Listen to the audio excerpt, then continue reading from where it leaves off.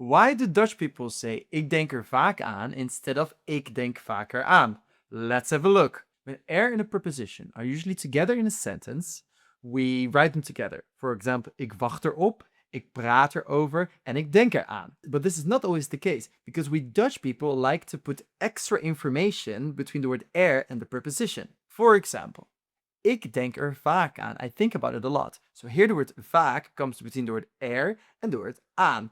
Another example is ik wacht er al een uur op. I've been waiting for it for an hour. Here, the al een uur comes between er and op. So a useful rule is there nothing in between? Then we write them together. So we would say eraan or op. And is there extra information, such as vaak, often, or al een uur, for an hour? Then we split them up.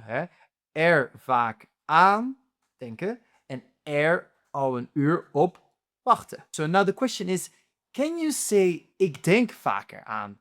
Well, actually, this is possible as well, and Dutch people do say this, but it is just less natural. And the most neutral way to say it in Dutch would be to split them up in case of extra information. So you would say ik denk er vaak aan instead of ik denk vaak eraan. Now it's your turn.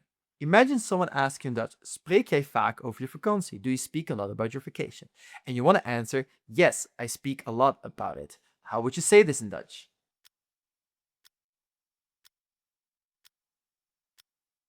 The answer is, ja, ik spreek er vaak over. Thank you very much for watching. Let me know in the comments if you answered correctly. And don't forget, never stop learning.